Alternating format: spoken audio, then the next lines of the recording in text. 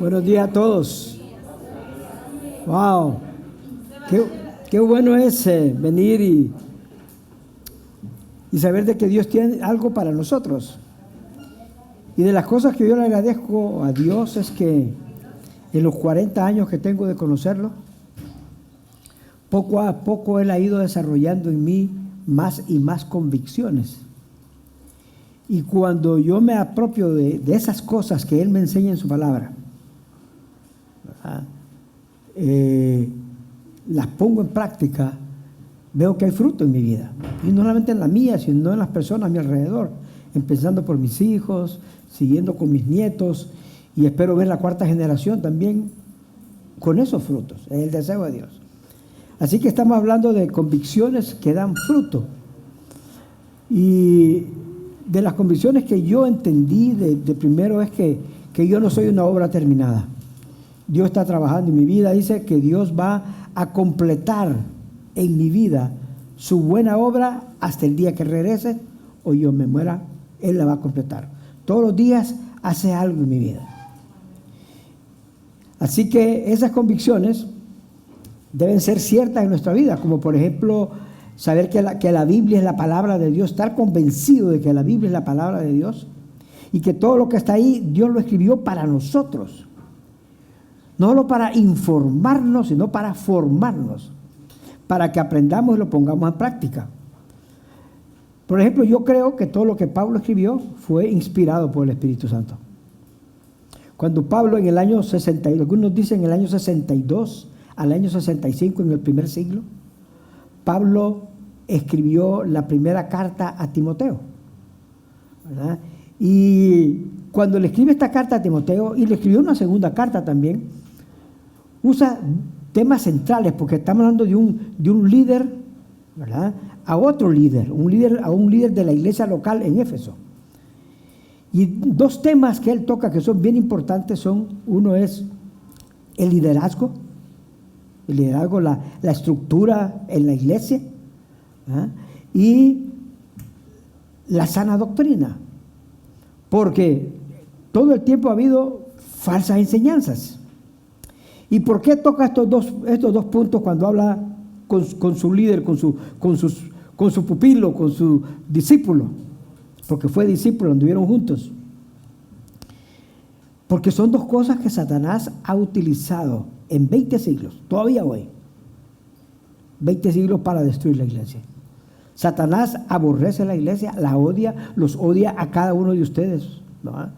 Odia que hayan tomado la decisión de no quedarse viendo X programa en la televisión, o ir a visitar a cierto amigo o pariente para estar aquí sentados. Los odia por eso. Y siempre ha querido destruir la iglesia. Y dos puntos que él ha tratado de destruir es al liderazgo. Y nosotros nos enteramos, cada semana aparece un líder que cayó en esto o cayó en lo otro, ¿verdad? Destruir al liderazgo. Destruir el liderazgo de la iglesia para que sea un liderazgo mediocre. También afecta la sana doctrina. Meter una falsa enseñanza de tal manera que de repente la iglesia ya no está enseñando lo que Dios manda, sino mezcla de lo que nos trajeron de África, nos trajeron de España, lo que tenían nuestros propios indios acá, lo mezclamos y salimos con cada tontera, ¿verdad? Y las iglesias terminan desapareciendo. Y nuestra vida no prospera para nada. Y lo que Dios quiere es que nuestra vida sea diferente. Cuando tenemos convicciones que uno de los frutos es cambios en nuestra vida. Cambios. Así que hoy vamos a hablar del liderazgo de la iglesia, que es uno de nuestros valores centrales como iglesia Gran Comisión y como iglesia local aquí, ¿verdad? Mucha gente cuando piensa en liderazgo de la iglesia piensa principalmente en alguien con formación teológica, estuvo X número de años en un seminario, tiene una maestría en teología, tiene un doctorado en teología. Piensa en esas cosas así. Piensa en personas con carisma. Oh, cómo lo sigue la gente, por su sonrisa, por su voz, por lo otro, ¿ah? Otros piensan en sus habilidades. Oh, es bueno para hablar, cómo se expresa, ¿verdad? Y hoy buscan y siguen a líderes por sus dones espirituales. Y hay dos dones que han hecho que muchas iglesias crezcan cuando se expresan estos dones o dicen expresar estos dones, y es el don de sanidad. Si hay una iglesia que habla de sanidad, se llena. Porque todos necesitamos sanidad. Y hablan de sanidad física, no espiritual, no sanidad emocional, pero física. ¿Ah? O una iglesia donde se hablan lenguas. Se hablan lenguas. O ahí sí se siente el mover del Espíritu. ¿Ah? Hay gente que ha venido acá, y un hermano aquí me contaba que cuando vino su mamá y la trajo, y la mamá le dijo, pero es que ahí no se siente el Espíritu. Cuando el Espíritu vive en mí, el Espíritu se sabe que está el Espíritu cuando mi vida cambia, cuando tu vida cambia. ¿Ah? Así que Pablo decide hablar de liderazgo, y cuando Pablo va a hablar de liderazgo, empieza hablando de la siguiente manera, en 1 Timoteo, en el capítulo 3, en el verso 1, y dice, palabra fiel. Y cuando dice palabra fiel, lo que está diciendo, mira, lo que vas a escuchar de aquí en adelante, viene de Dios. Puedes creerla, no le pongas duda. Si alguno anhela obispado, buena obra desea. Así empieza Pedro su carta, en ese capítulo. Que por cierto, antes no habían capítulos. Cuando escribió la carta era una carta. Y decimos que se escribió del año 62 al 65, pero es aproximado, porque hoy todos los mensajes tienen fecha. Ustedes entran en WhatsApp y ven que este mensaje me lo mandaste el lunes pasado. Fecha tal. O si envían una carta, primero la fecha, Santo Domingo, Instituto Nacional, tal, dirigido a. Las cartas antes eran diferentes en este tiempo. Antes de continuar, porque es un pasaje muy interesante, quisiera que me acompañen en oración, ¿les parece? Dios, estamos aquí reunidos, Señor, para escucharte a ti, escuchar tu palabra, que posiblemente tu palabra va a chocar con nuestras tradiciones, con lo que hemos oído, Señor, con lo que vemos en las redes sociales. Hoy hay tantas cosas, pero queremos escucharte a ti. Háblanos. Queremos que tú nos muestres qué es lo que quieres para cada uno de nosotros. Así que ayúdanos, Señor. Ayúdanos, hablándonos de manera clara y directa a nuestro corazón. Te lo pedimos en el nombre de Jesús. Amén. Pues ahí dice que si alguno anhela o aspira a ser, dice obispado, en otras versiones más modernas dice líder, dirigente. Así que viene siendo lo mismo. Hay tres palabras que se usan indistintamente y se refieren a la misma persona. Tres palabras. Y estas tres palabras, la primera es la que aparece ahí, obispo, o obispado, que eso implica autoridad. Si alguien anhela tener autoridad en la iglesia, tener un nivel de autoridad en la iglesia. La segunda que se aplica para la misma persona es la palabra anciano. Anciano implica madurez, o sea, carácter. Y la tercera es pastor. Pastor es el trabajo que se hace. Pastor implica trabajo, cuidar el rebaño del Señor, cuidar ovejas. Y a veces hay ovejas más duras que otras, ¿verdad? Hay que jalarlas, traerlas, hacerle. ¿verdad? Hay ovejas más suaves, pero las ovejas, y nos puso como ovejas porque la oveja es el animalito más duro para manejar.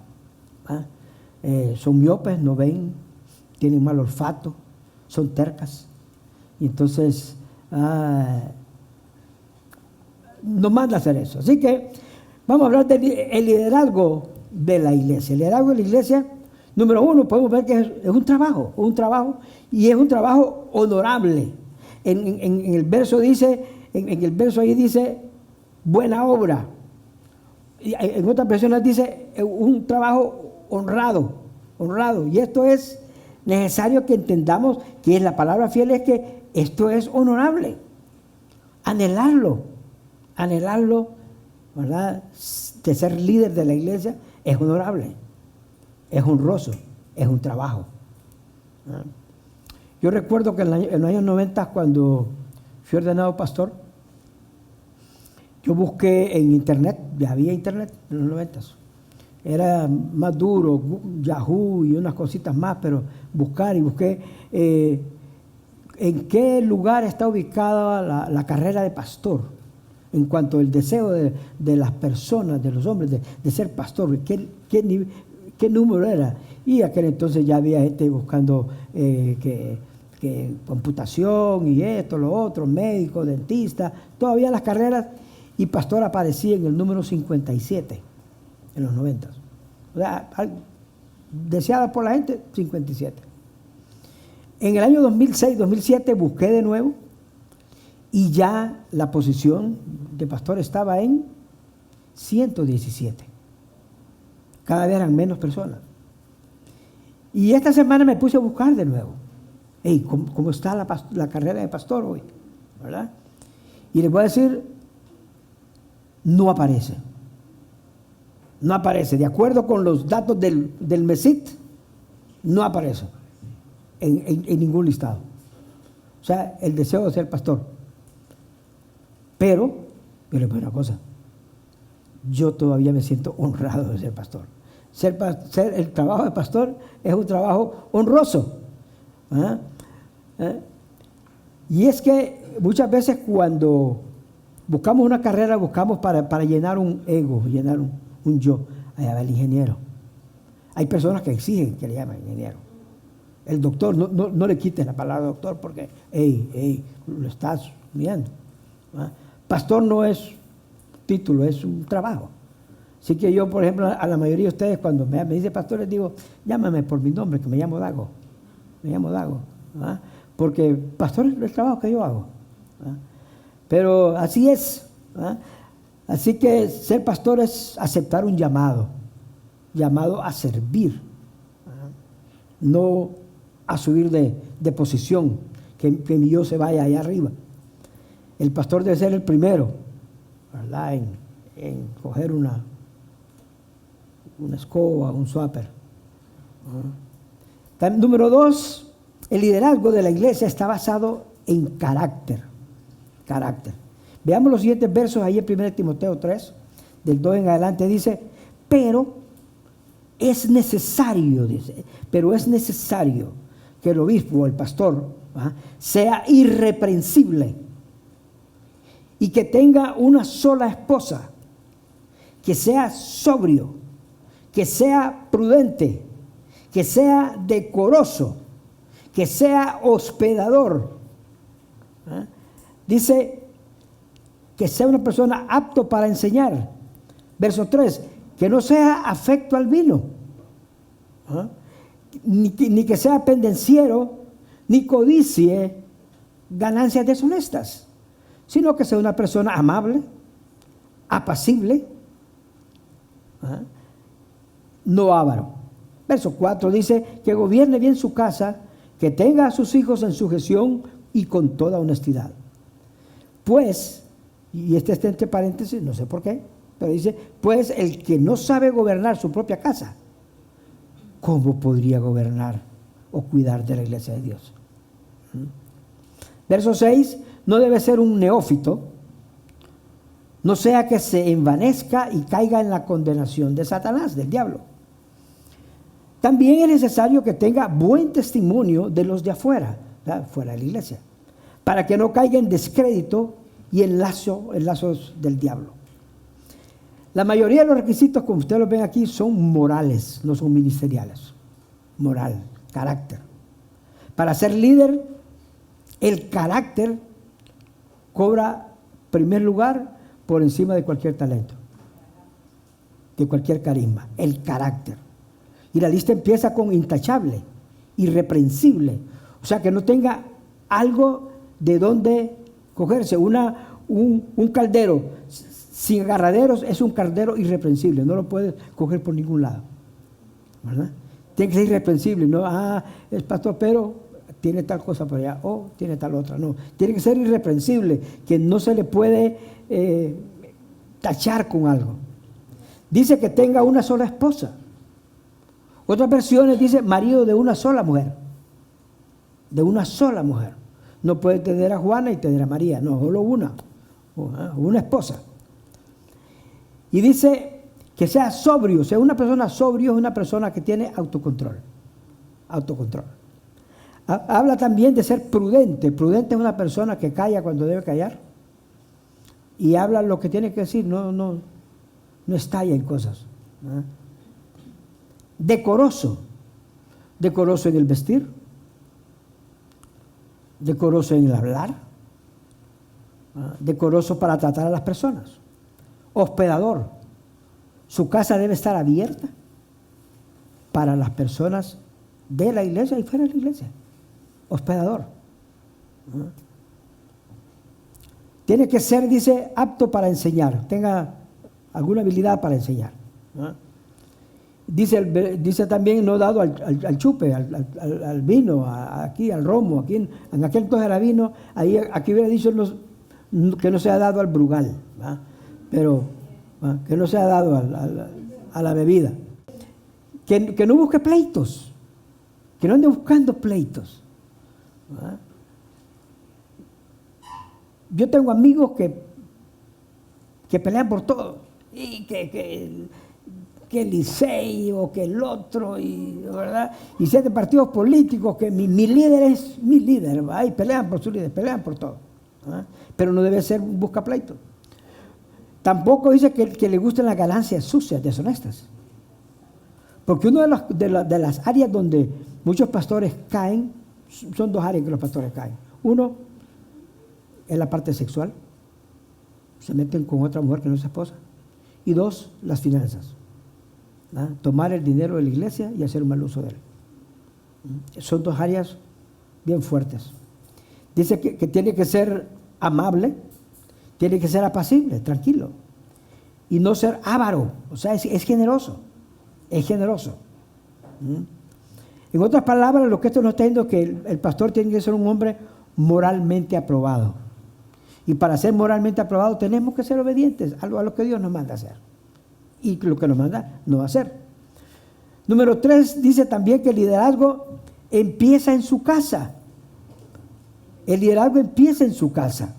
Algunos dicen que para el líder de la iglesia, su primer púlpito es su familia, es su casa. En los versos 3, 4 y 5 que leímos dice que gobierne bien su casa. Que gobierne bien su casa. Y eso implica el aspecto moral, el aspecto espiritual, económica, maneja bien su casa.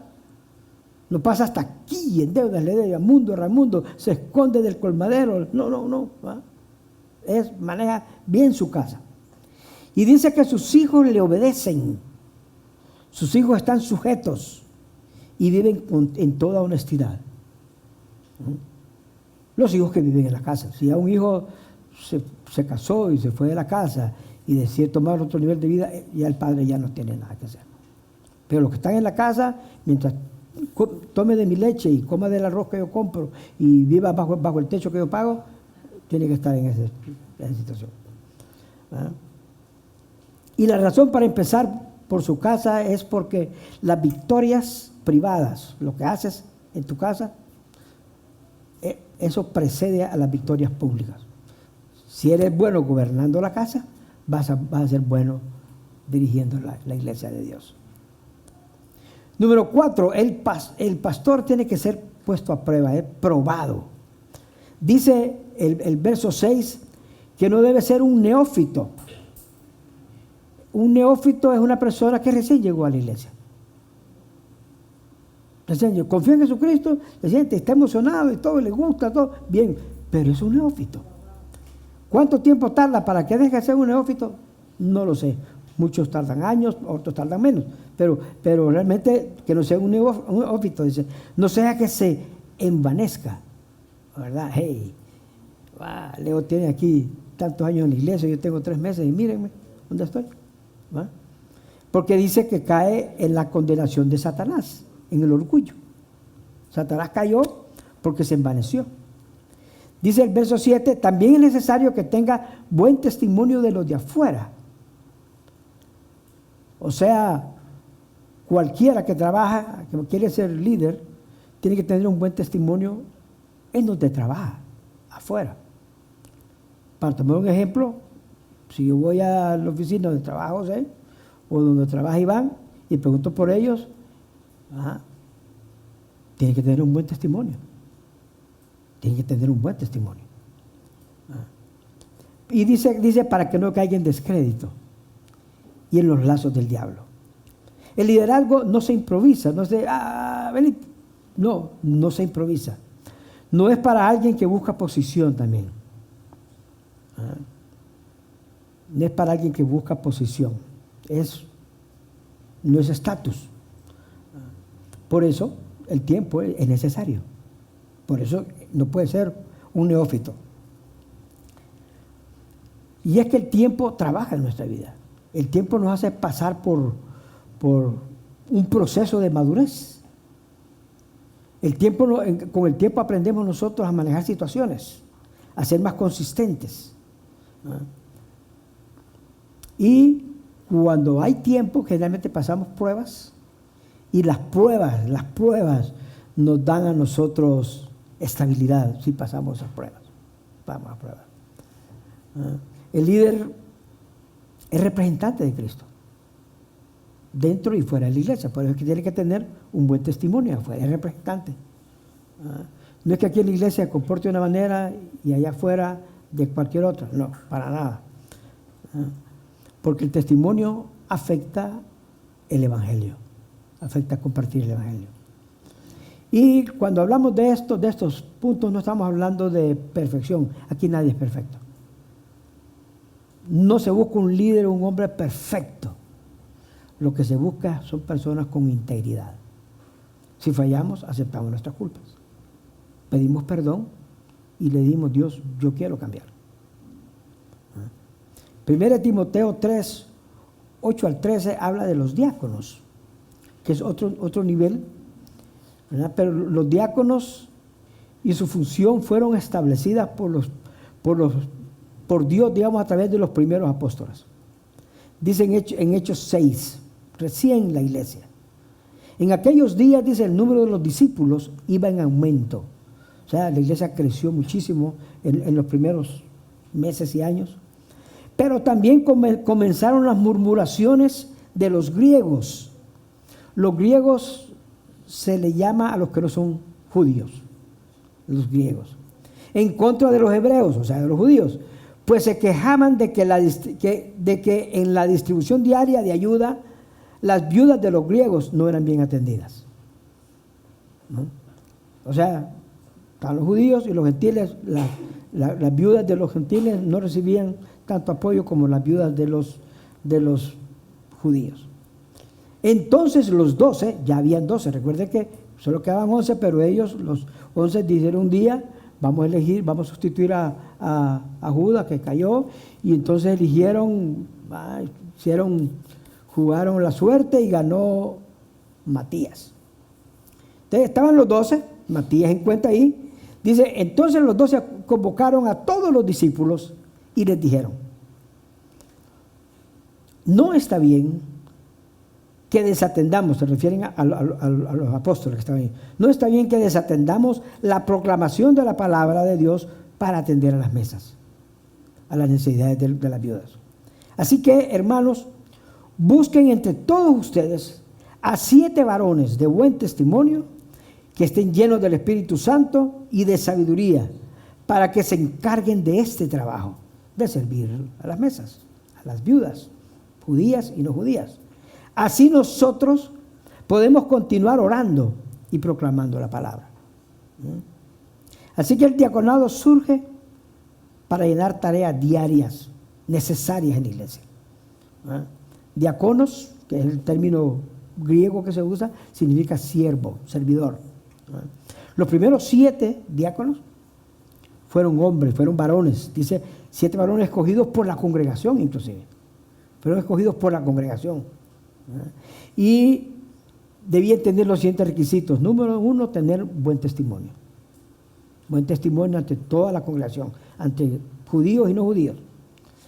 Ser hombres llenos del Espíritu Santo. Del Espíritu Santo. ¿Ah? Y ser hombres llenos de sabiduría. Llenos de sabiduría. ¿Ah? Esos eran los diáconos. Los primeros 7 diáconos escogidos.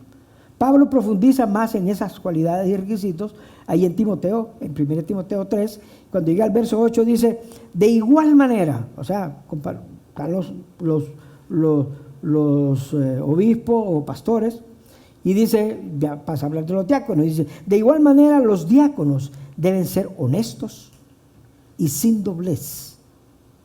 Doblez, sin doblez quiere decir que su sí sea sí, que su no sea no. No es que diga sí, vamos a tal cosa y después no, hagamos tal otra. No, que esto, no, es sin doblez, es recto, no anda por todos lados, no, sin doblez.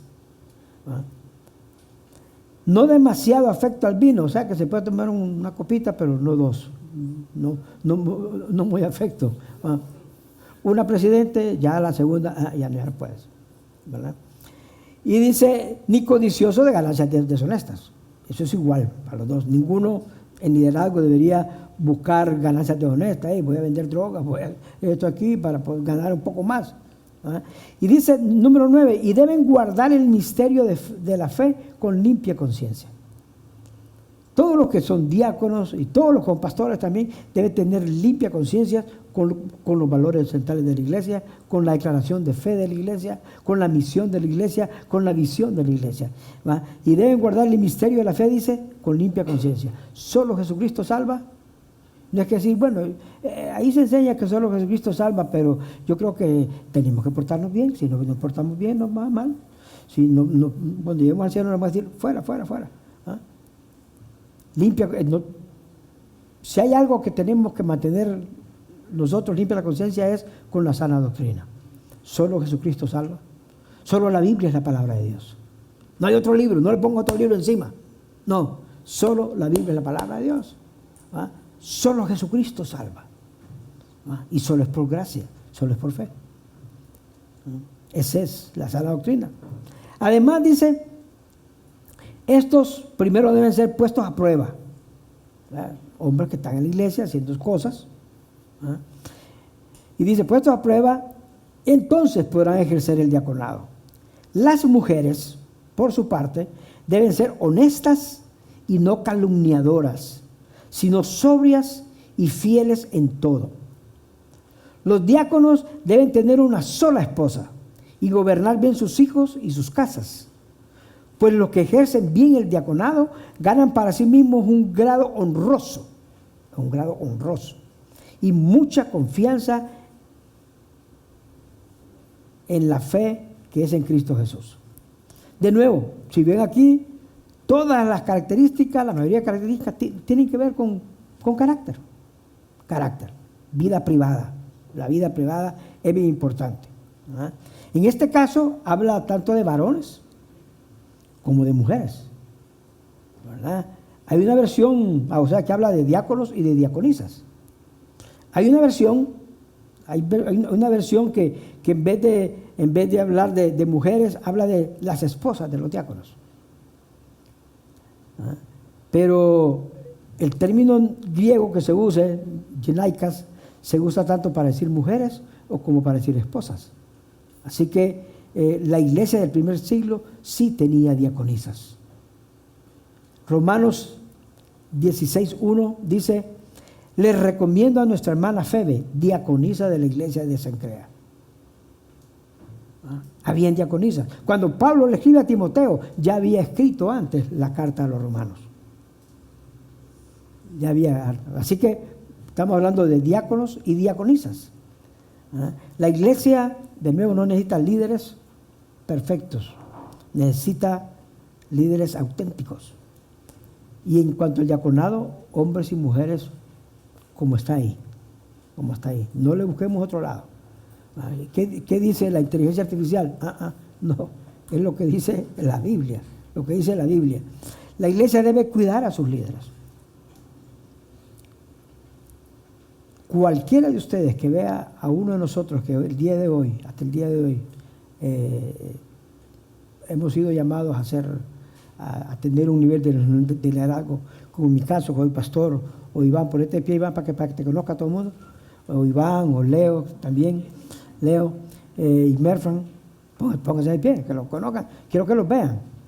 Porque estos hombres hay que cuidarlos. Hay que cuidarlos. Si ustedes ven a estos hombres en cualquier cosa, hay que cuidarlos. Hay que orar por ellos también. Hay que orar por ellos.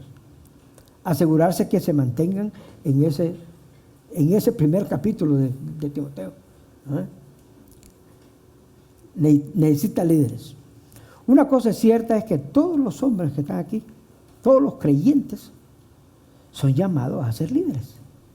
Todos. Dios no discrimina a nadie, ni por edad, ni por nada. Por ejemplo, cuando yo fui ordenado pastor en 1993, el 10 de abril, ordenaron a otra persona también, que tenía 23 años, soltero. Mi esposa tenía. Entonces, ¿y cómo es que después Dios no a la mujer? Bueno, que es un hombre que no anda buscando, ay, me gusta que hermana, ay, me gusta que otra hermana, me gusta que otra hermana. No, hey, tranquilízate, ¿va? Él te va a quedar con una. Entonces, cosas así, digamos. Así que, así son las cosas. La iglesia debe de estarnos cuidando, ¿verdad? Y Dios quiere que nosotros estemos pendientes nosotros mismos de nuestra vida privada. Porque luego nuestra vida privada precede a lo que vamos a hacer en público. Vamos a hacer en público. Todos los hombres y mujeres, todos los creyentes, todas las creyentes, somos llamados a servir. A servir. Y siempre estamos buscando lugares o situaciones donde todos puedan sumarse al servicio. A veces alguien no puede porque está enfermo, un hijo se le enfermó o cualquier otra cosa, está bien. Pero de manera general todos somos llamados a servir. Aquí hay gente que en este momento está sirviendo en el otro salón, en lo que llamamos el ministerio de niños. Está cuidando a los niños de ustedes. Están allá, están sirviendo. Hay gente que salió de su casa hoy a las 7 de la mañana para estar aquí, para presentar un tiempo de alabanza digno del Señor. Ensayar lo suficiente, asegurarse que saben las canciones, asegurarse todo eso, que entonan. Entonces, eso necesita práctica. Y yo vine ayer con el grupo en el cual soy parte a hacer el aseo, ¿verdad? Y ya estaban ensayando también. A las 7 ya estaba aquí, mi micrófono, ¿cómo suena el otro, papá? Porque queremos que salga digno, porque el Señor merece lo mejor. Hay muchas áreas para servir. Mencioné 2 o 3 con el aseo que hay que hacer, o qué otra cosa, pero otros tienen muchos dones y muchos talentos. Así que todos somos llamados a ser diáconos o diaconisas, servidores. ¿Quieres serlo? Es lo que está en tu corazón. Dios quiere que lo seas. De nuevo, yo les voy a pedir a ustedes, y les voy a poner como tarea. La tarea debería orar por los líderes y orar por más líderes. Porque el día que tengamos más líderes, vamos a poder multiplicarnos como iglesia. Y que haya otra iglesia en el lado oeste, o en el oeste, allá un café, o no sé dónde, ¿verdad? En Manoguayabo, qué sé yo. Dios sabrá. Pero para que eso ocurra, necesitamos líderes. En Constanza, Jarabacoa, Santiago, Puerto Plata, Montecristi, todo. Este país necesita de Jesucristo y necesita hombres que estén dispuestos a llevar el mensaje. Pero para eso tenemos nosotros mismos que evaluar nuestra vida. ¿Estoy listo, Señor? ¿Qué me falta cambiar? ¿Cómo estoy en el manejo de mis finanzas? ¿Cómo estoy en el manejo de mis hijos? ¿Cómo trato a mi esposa? Estoy casado y le estoy poniendo el ojo a la otra compañera de trabajo. Tenemos que estar evaluando nuestra vida nosotros. Así que los invito, uno, a que oren por el líder de su grupo, por los líderes que vieron ponerse de pie, y porque Dios levante más líderes entre todos los hombres que están aquí. Necesitamos líderes para mandar a Venezuela. Hay 2 iglesias en Venezuela, pero en Venezuela, estaba viendo, en Venezuela son 914,000 kilómetros cuadrados. Dominicana tiene 48. Son 900, casi 20 veces República Dominicana. ¿Eh? Hay mucho trabajo. Así que Dios nos necesita, Dios nos quiere al frente. Decídanlo. Dios los reta a que tomen un lugar. No se queden sentados en la silla. Todos tenemos un papel a jugar. Oremos. Dios, gracias, Padre, porque eres tú el que levanta hombres, cuida a los hombres. Eres tú el que está pidiéndonos a nosotros los hombres, Señor, que levantemos la cabeza. Que levantemos la cabeza, Padre, y que tomemos decisiones. Tomemos decisiones, Señor, para dar fruto en nuestra vida. Que haya fruto en nuestra vida. Señor, gracias por todos los hombres que están aquí y las mujeres que están aquí. Porque sabemos de que tú tienes algo muy especial para cada uno. Queremos ver una iglesia de gran comisión en cada rincón de la isla, Padre. Para tu honra y gloria. Levanta hombres y mujeres, Señor. Te lo pedimos en el nombre de Jesús. Amén.